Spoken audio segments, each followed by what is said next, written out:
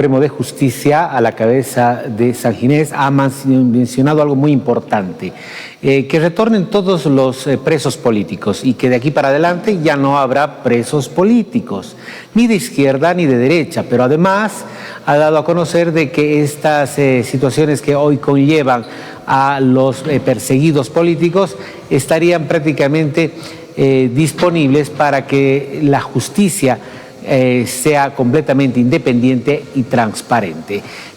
Ese tema y también, por supuesto, lo que conlleva la salida de Pumari, Camacho y Yanine Áñez, vamos a analizarlo con nuestro invitado, porque estará con nosotros Marcelo Sosa, quien saludo ya esta mañana. Marcelo, muy buenos días.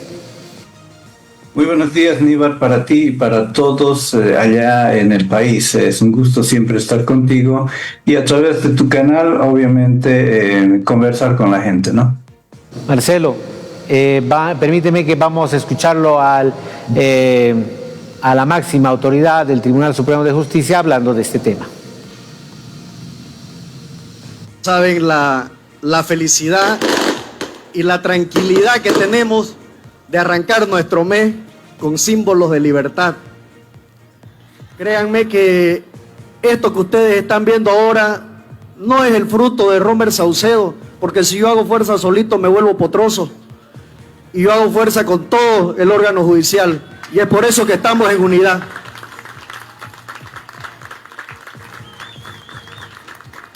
Han habido algunas críticas de algunos opinólogos que ahorita se están rasgando las vestiduras, criticando que por qué hemos hecho esto después de las elecciones.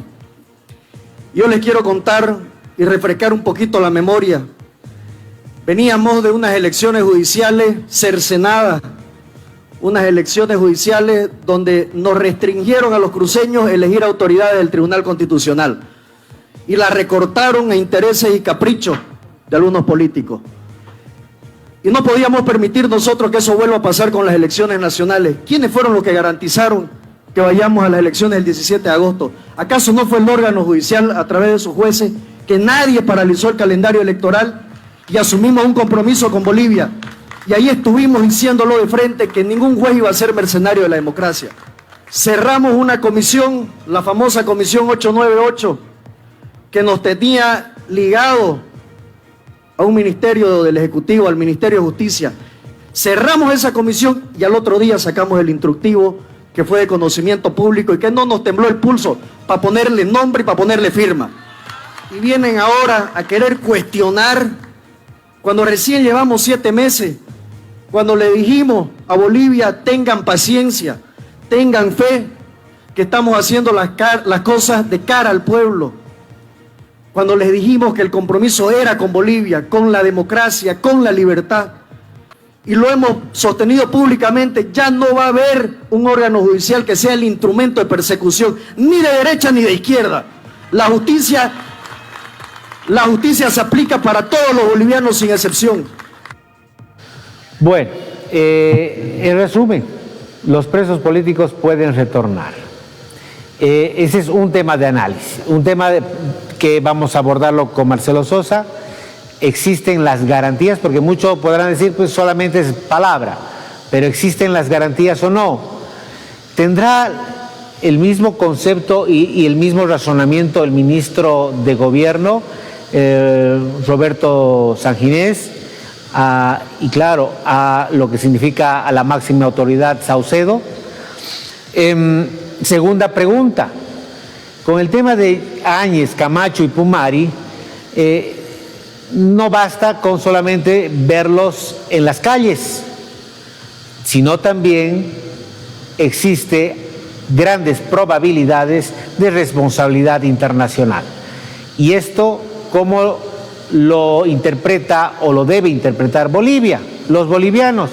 Porque muchos dirán, son millonadas que hay que pagar, y estas millonadas que hay que pagar, de darse justamente esto en el ámbito internacional, no la paga el gobierno, la paga de momento el ciudadano, el boliviano de a pie, y posteriormente habrá que analizar el gobierno de Bolivia, la justicia boliviana, para ser más preciso, analizar quién le compete resarcir este gasto. Marcelo Sosa, contigo. Inicialmente creo que son interesantes las palabras que dice el ministro de la Corte Suprema, del Tribunal Supremo de Justicia, el doctor Saucedo, que es presidente de este importante órgano del Estado, ¿no? Y nos hace notar también que existía lo curioso de todo esto, que nos hace notar que existía una oficina o una coordinación directa desde el Ministerio de Justicia. Entonces ahí podemos percibir la injerencia política que siempre hubo sobre el Poder Judicial. Y lo que acaba de decir, que tuvieron que cerrar esa oficina, me parece algo que es favorable a la independencia de poderes, porque no puede existir de cierta forma, un control, porque para mí, desde mi punto de vista, sería un control desde el Poder Ejecutivo hacia el Poder Judicial. El Poder Judicial es independiente, el Poder Ejecutivo es independiente y ningún órgano debe controlar al otro cuando se refiere a sus actuaciones, ¿no es verdad? Porque estaríamos hablando de independencia y eso es lo que sostiene la democracia. Evidentemente tiene que haber una coordinación, pero esa coordinación tiene que hacerla de manera transparente a los ojos del pueblo y no de manera oculta. Y me parece correcto lo que hizo el presidente del órgano electoral, es decir, del órgano judicial, el doctor Saucedo, al deshacerse de esta, de cierta forma, presión que venía ejerciendo el órgano judicial. Con referencia a tu primera pregunta, obviamente lo que necesitamos de manera urgente es una reforma judicial. O sea, no es posible a estas alturas del siglo XXI que tengamos todavía una policía dependiente de un órgano político. Y la justicia obviamente necesita de una policía independiente, porque si esto no sucede, Níbar, lo que va a acontecer es lo siguiente: va a haber un choque de poderes, en este caso el Poder Judicial, que tiene toda la predisposición de cumplir la ley, y el poder político, que coloca un freno a través de la policía, porque la policía obedece al órgano ejecutivo, no obedece al órgano judicial. Lastimosamente es así.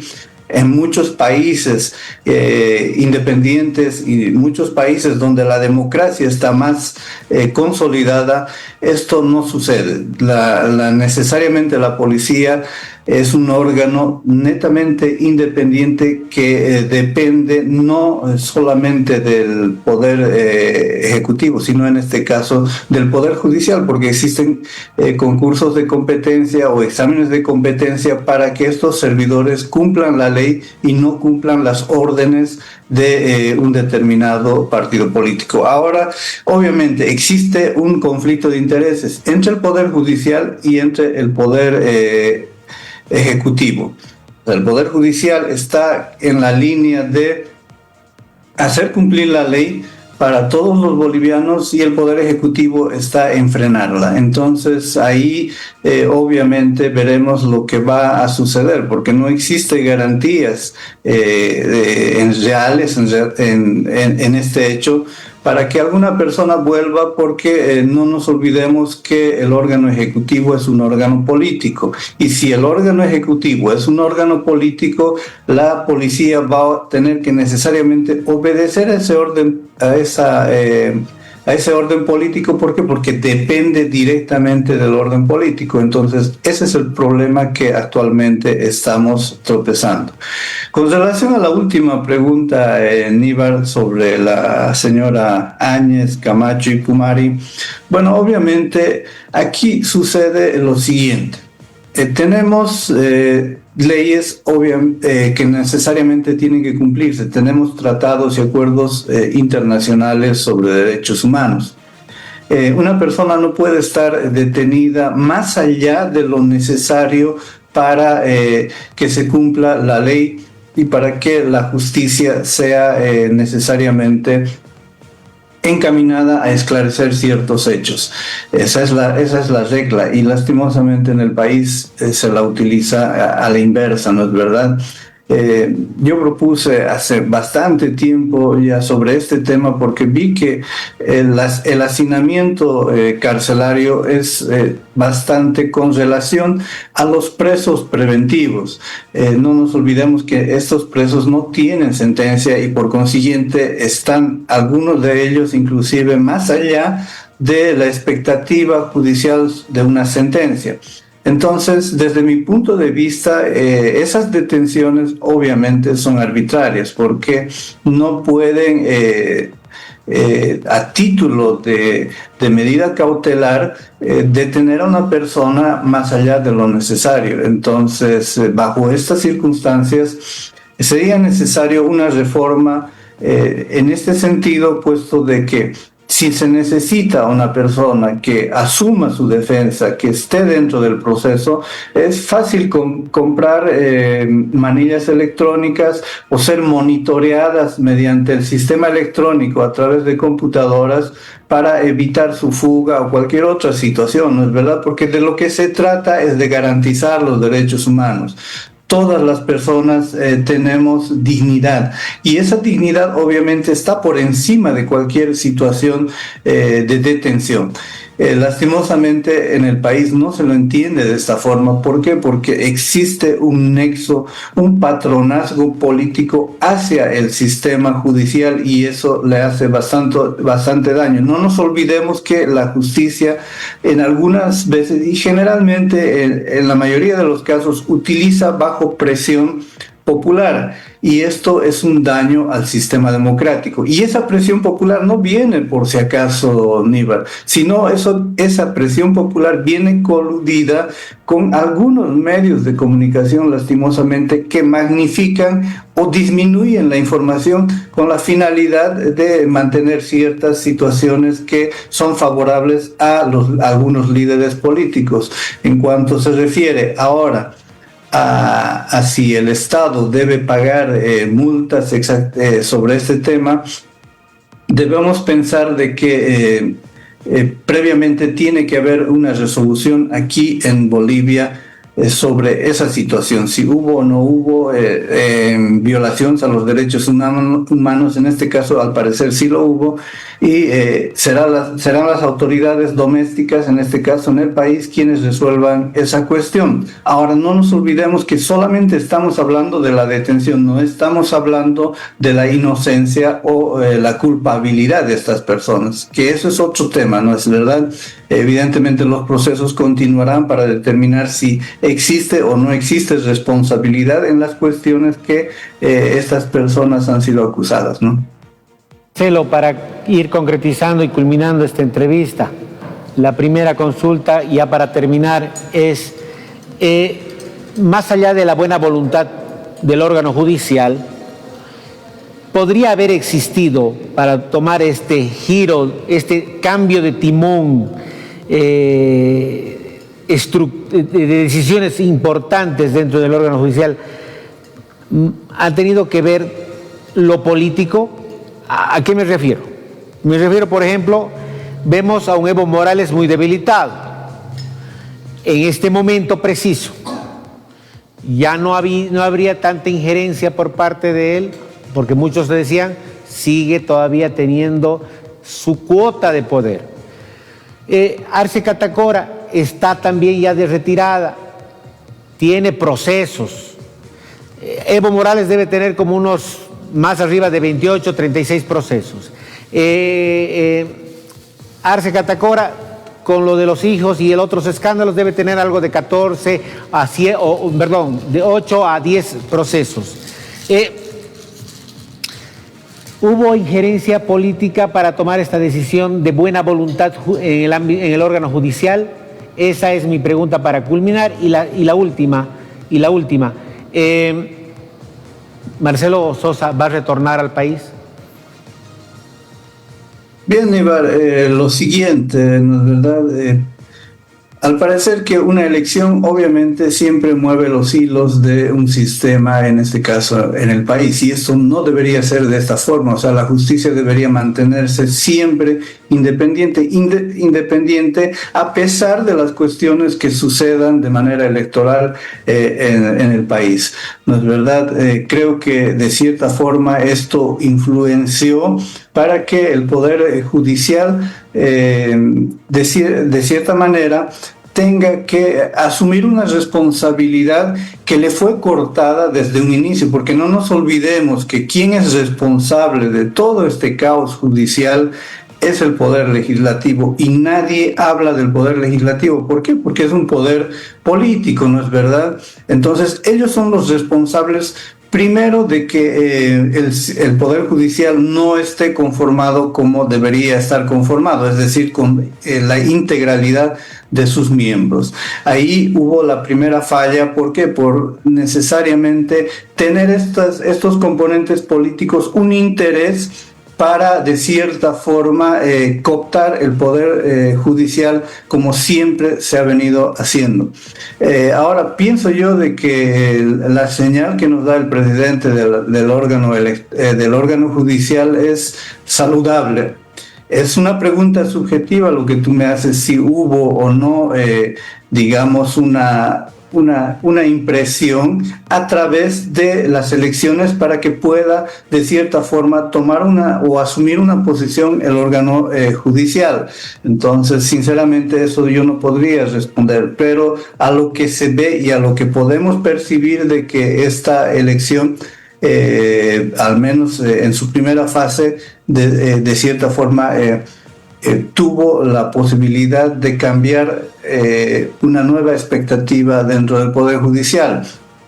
Otro aspecto importante, el órgano judicial, a través de sus jueces, ellos no ejecutan, digamos, no aprenden a las personas por sí propio. Ahí dependen del órgano político, en este caso la policía.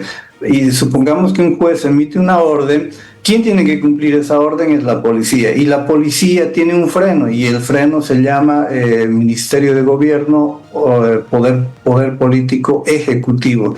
Entonces tenemos un conflicto de intereses dentro de esa situación que, a la brevedad posible, esto debe subsanarse, porque si no, es por esa razón que la justicia, de cierta forma, piensan de que actúa a veces por interés, y no es así. Cuando las responsabilidades del órgano ejecutivo, porque si emite una orden el órgano judicial, ¿quién tiene que hacerlo cumplir? Es la policía, pero la policía depende del órgano ejecutivo, lastimosamente, ¿no? En cuanto a la última pregunta, si yo voy a volver al país, quisiera hacerlo hoy, pero lastimosamente no es tan fácil. No es tan fácil, Níbar, toda esta cuestión. ¿Por qué? Porque yo fui perseguido no solamente por Evo Morales, fui perseguido por las logias cruceñas, es decir, por la extrema derecha del país y por la extrema izquierda del país. Entonces, para mí es difícil que yo pueda volver.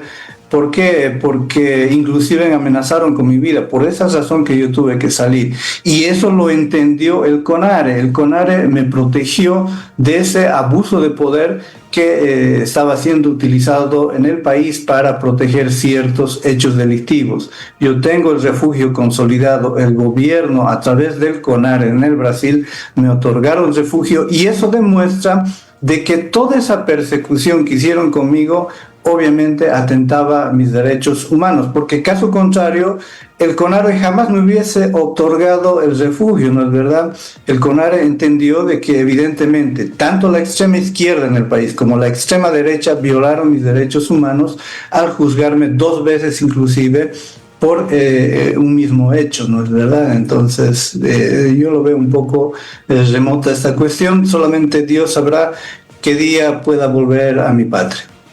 Marcelo Sosa, muchísimas gracias por estar con nosotros esta mañana. Un saludo, Aníbal, para ti y para toda la teleaudiencia allá en el país. Gracias. Muy amable. Vámonos a una breve pausa, porque al retornar tenemos más. Enseguida volvemos con Tu Mañana.